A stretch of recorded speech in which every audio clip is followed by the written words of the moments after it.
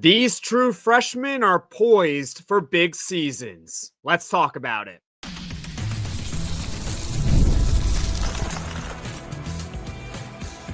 You are Locked On Syracuse, your daily podcast on the Syracuse Orange. Part of the Locked On Podcast Network, your team every day.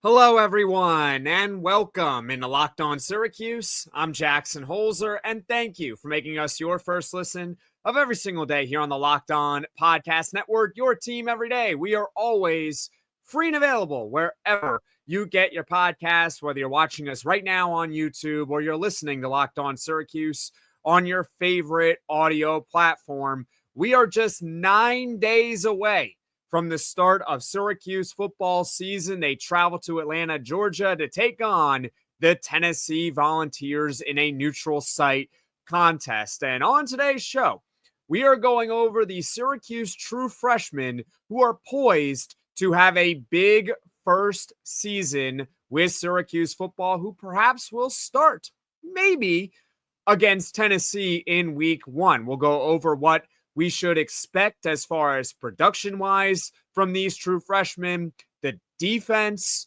who's going to play on defense as far as true freshmen, who's going to play on offense for true freshmen, all that and more here on today's edition of Locked On Syracuse.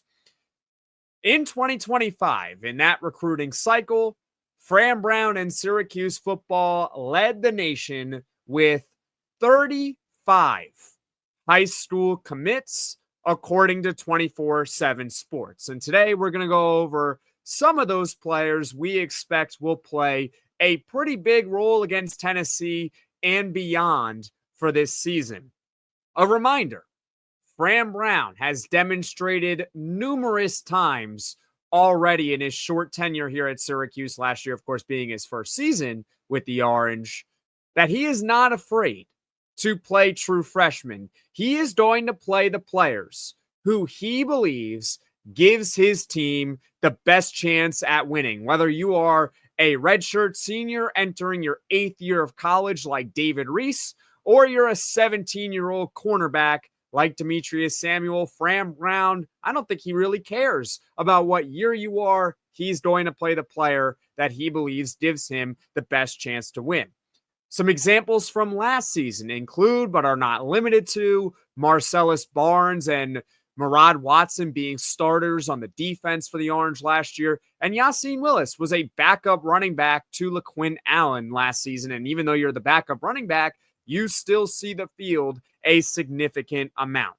So this year, let's go over some of the names we expect will have big first seasons. And we'll start with the offense. Just a quick disclaimer here, though. About Demetres Samuel Jr., we will talk about him more in the next segment because he's more of a defensive back than he is a wide receiver. But just know that he is a very special two-way player for Syracuse this season. Now, without further ado, the offense.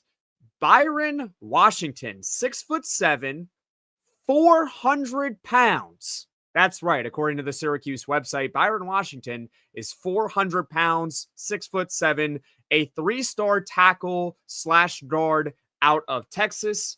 Normally, it's very difficult for true freshmen to see the field, but especially for anyone that plays along the offensive line or the defensive line for any college football team. In fact, funny enough, though, Tennessee is going to have a 5-star offensive lineman, it looks like, start for them in week one against Syracuse. We'll discuss that next week more on the show. But offensive line coach Dale Williams, we talked about this yesterday, he named Byron Washington one of the 10 offensive linemen that were standing out in fall camp. So to me, that right there suggests that Byron Washington is going to really see the field a lot in his true freshman season. Even if he is not starting, he will be on the second team for Syracuse football. Think about it this way. How often do the same 5 offensive linemen start every single game for a team in any given season? The answer is nearly 0% of the time. I'm not going to sit here and say it never happens because I'm sure you can find examples of it happening where the same 5 guys started every single game for any team that's out there, whatever level of football you want to talk about, NFL, college, high school, below high school. Point is, though, it is very, very rare for all 5 offensive linemen to see the field throughout the entire season just to stay healthy. Injuries, underperformance can happen, sometimes both. So Byron Washington, if he can stay healthy throughout the season, he's going to play for Syracuse this year. I do not think he is going to have a redshirt season this season. And guess what?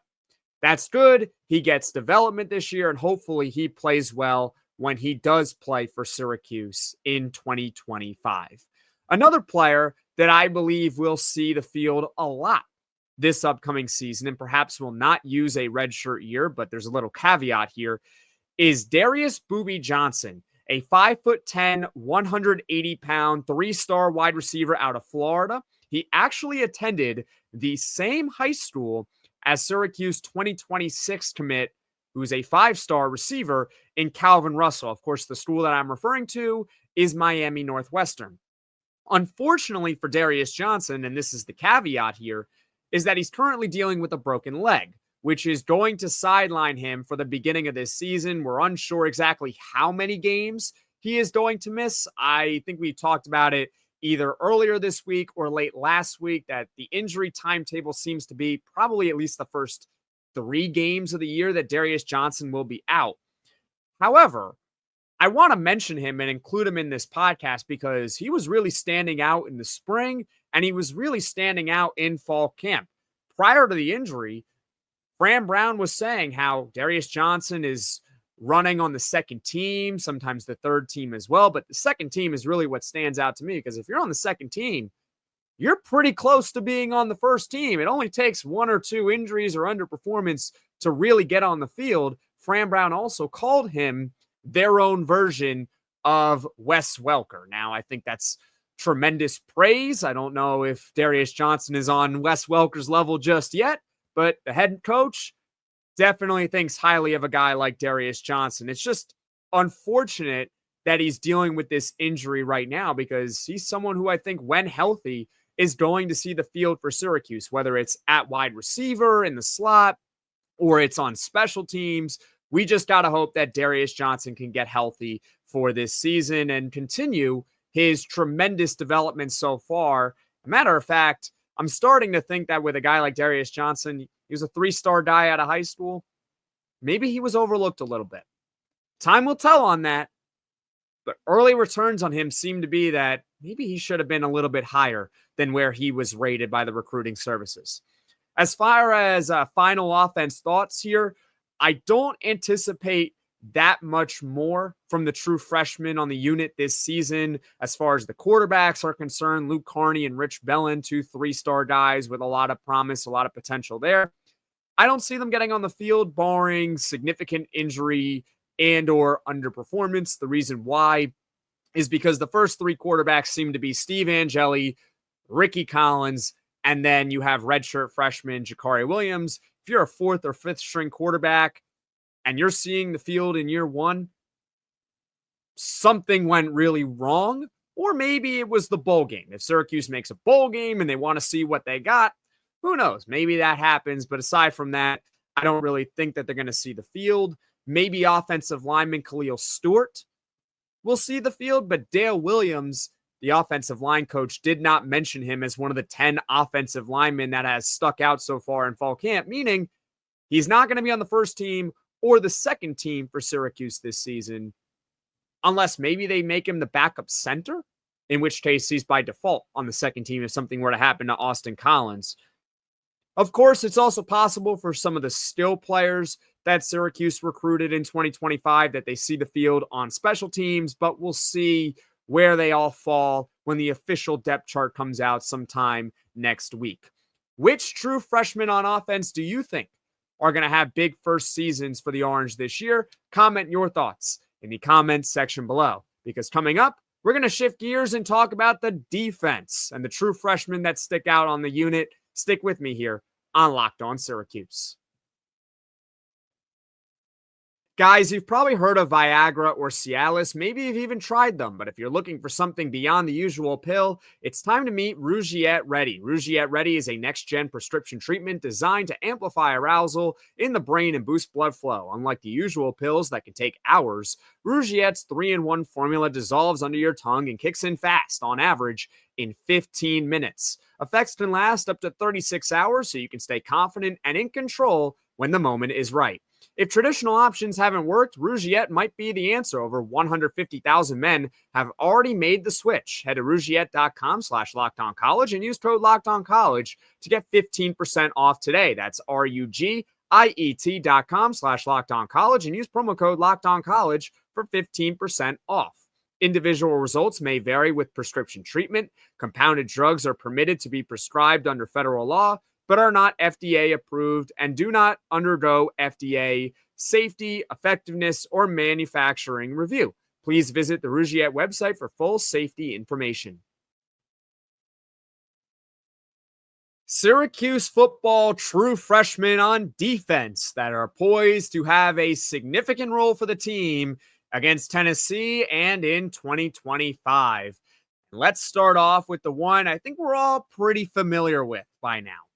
Demetres Samuel Jr., a 6'1", 195-pound consensus 4-star corner or wide receiver from Florida. And the reason why I say or wide receiver is because Samuel, of course, is a two-way player, but Fran Brown has already stated he is a cornerback first, which is why we're really talking about him on defense for the most part.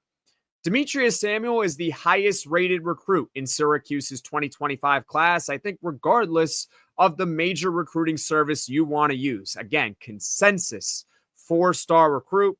Fran Brown has already named Samuel a starting outside corner for the team in week 1 against Tennessee. Currently, Samuel is the only true freshman so far that has been named a starter for Syracuse football against Tennessee and for 2025. To me, I think Demetres Samuel is someone who could have a very similar year to a Syracuse player that's actually currently on the roster. Deuce Chestnut as a true freshman in 2021.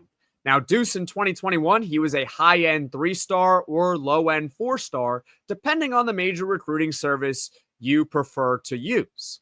He was a highly rated prospect, of course, as I just mentioned, and he started for Syracuse pretty much right away at corner, and he had a big first season. He started all 12 games. He was third team All-ACC, a freshman All-American, and we don't need to necessarily go through the entire journey of Deuce Chestnut. We've already done that on many podcasts before, and you can check them out on Locked On Syracuse. But the point being is that Deuce Chestnut, as a true freshman at corner, was really good for Syracuse in his first season. Now back to Samuel, the reason why I'm saying, hey, look, I'm buying into the hype. I think he could have a really big season for Syracuse is because it's not just coming from Fran Brown. It's not just coming from any of the other coaches. It's not just coming from me, but it's also coming nationally. On3 recently named him a true freshman All-American for this season. True freshman All-American. That's pretty impressive. You go check out On3's team over there. They got some highly touted players on that team, and Demetres Samuel is the one that represents Syracuse. So we're all expecting him to have a big year according to them.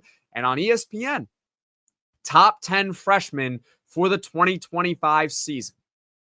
He's getting thrown right in the fire in week 1 against Tennessee, but in my opinion, he is someone who I think could potentially handle it.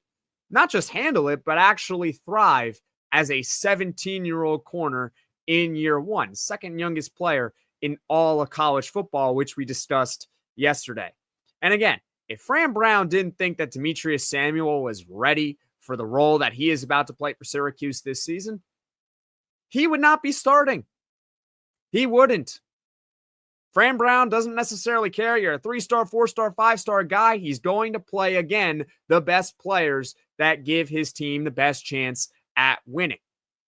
Simple as that. And as far as the praise that he has received from the coaches, from wide receivers coach Miles White, he recently said, referring to Demetres Samuel, of course, quote, That kid is so talented that there's really not a lot to work on.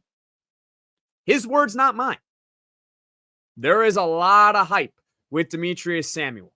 And it's not just coming from someone who's running this podcast right now. I think we should all invest in that hype with a guy like Demetres Samuel. So think of all the true freshmen. We'll talk about this later on in the show. He might be the most important of them all. The other true freshman defender for Syracuse, who I think will have a significant role this year and perhaps against Tennessee in week 1, is Antoine Delorier, 6'1", 235-pound linebacker, a 3-star out of Montreal, Canada.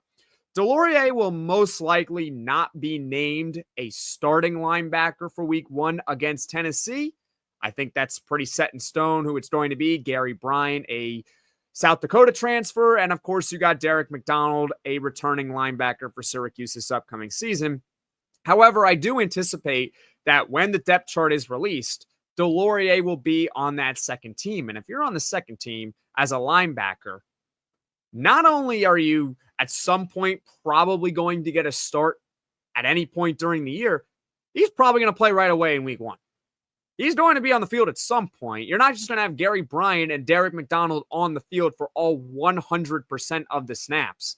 At some point, those guys are going to need a break.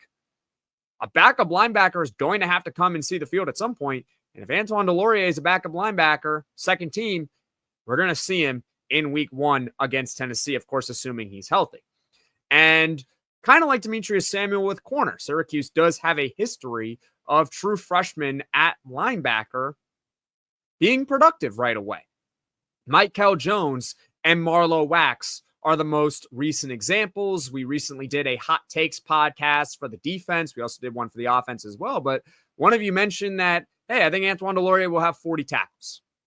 I don't really think that's much of a hot take, considering Marlo Wax and Michael Jones both came pretty close in their true freshman seasons to having 40 tackles. And with Delorier, I think he might be the third linebacker on the roster. He's right there when it comes to playing time this season.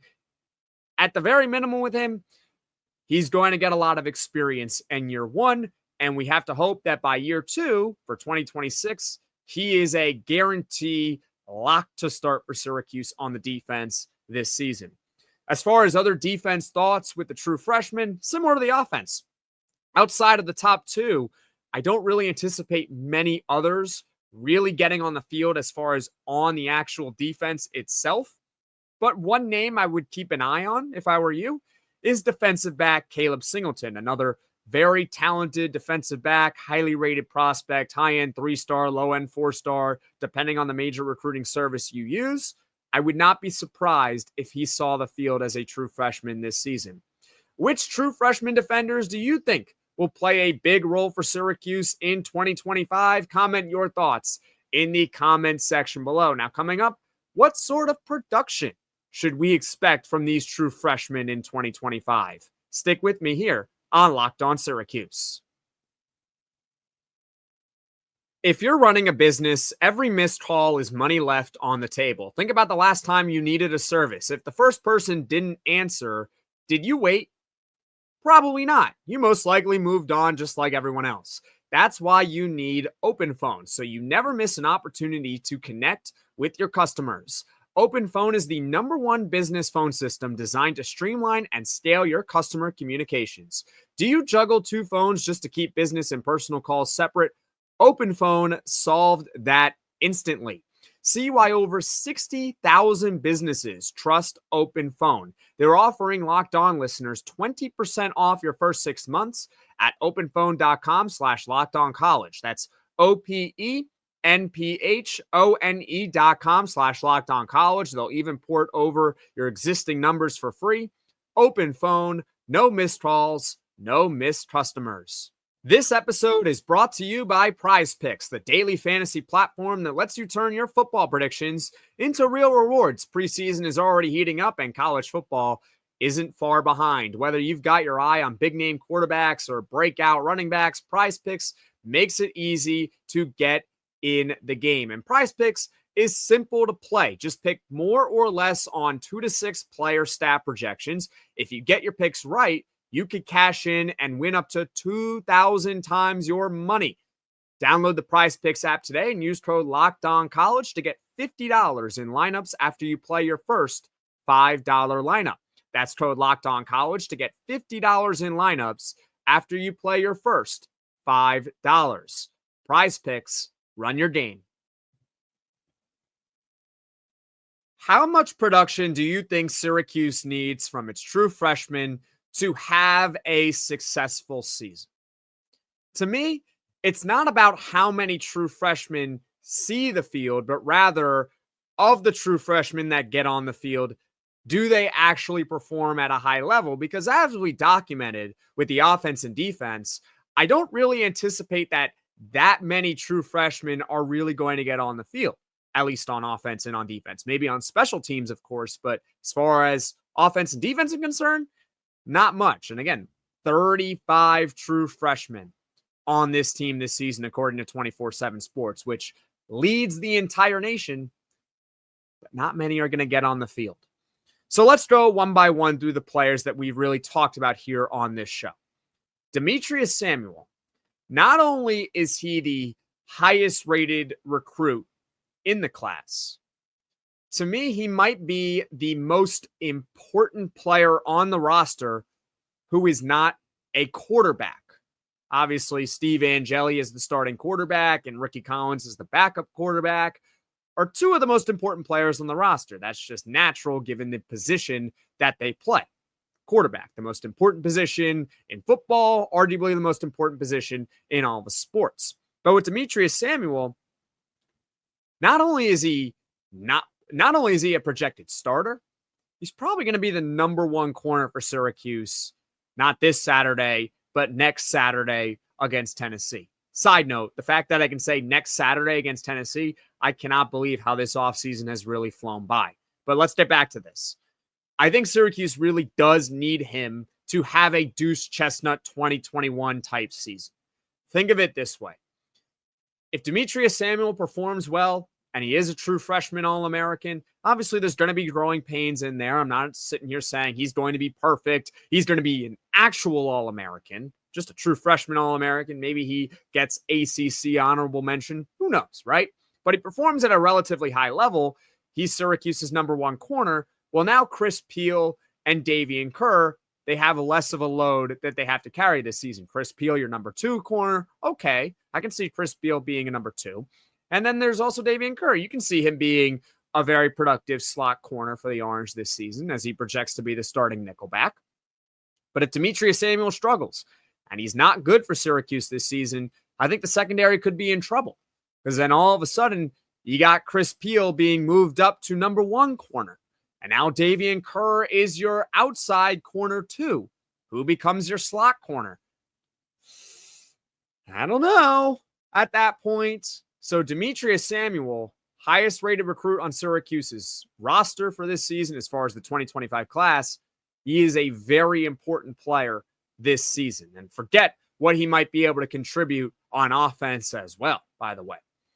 Byron Washington, pretty important. Not as important as a guy like Demetres Samuel, but being second team on the offensive line, it's inevitable that he's going to see the field.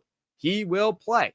And when it's time for him to play, he's going to have to perform because, let's be honest here, the opposition does not care what year you are. They don't care if you're a true freshman. They don't care if you're a senior. Doesn't matter. If Byron Washington comes into the game as a backup guard or a backup tackle and he struggles, Syracuse all of a sudden has a hole on their offensive line. But if he performs well and he produces at a high level, guess what? Syracuse all of a sudden has a little bit more depth on the offensive line, and we're going to sit here talking about Byron Washington in 2026, similar to Antoine Delorier, pretty much a guaranteed starter for next season. Speaking of Antoine Delorier, same deal. He's going to see the field. It's inevitable. He is probably going to be a second-team linebacker. Gary Bryant and Derek McDonald are not playing 100% of the defensive snaps every single game. Can Antoine Delorier step up this season? I would love your thoughts in the comments section below. I think he can. I think he can have a pretty decent true freshman season. I'm not going to sit here and say, oh, I think he's going to have an all ACC year. Linebacker, though, is already a position of concern to me, though. So if Antoine Delorier can't provide at least adequate depth, then the linebacker room probably won't be very good this year. As simple as that. And then there's Darius Johnson. Because he's a wide receiver and the depth of the unit already, and also the fact that he's injured, which stinks. I hate the fact that he's hurt. I hate when anyone's hurt. He's not as important, but he is still important for this team. No team can have enough weapons on the roster. Seriously. I mean, have you ever looked at a football team and said, yeah, they're good. They don't need anyone else. They're fine. Anyone? Like Ohio State, you think they're sitting here saying, oh, yeah, we're good at wide receiver just because we have all these great players. We don't need any more. No. They want as many as possible. You can never have enough weapons on a football team. And as we saw last year with Syracuse, just because the wide receiver room looks one way to start the year doesn't mean that that's how it's going to end up. Jackson Meeks was a backup wide receiver entering the season. Backup.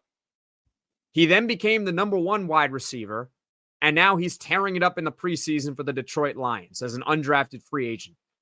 Think about the turnaround that Jackson Meeks has had. It wasn't just Georgia that wasn't really giving him the opportunity. Syracuse made him earn a starting job. He did not get one out of fall camp. But he ended up becoming the number one wide receiver. Darryl Gill.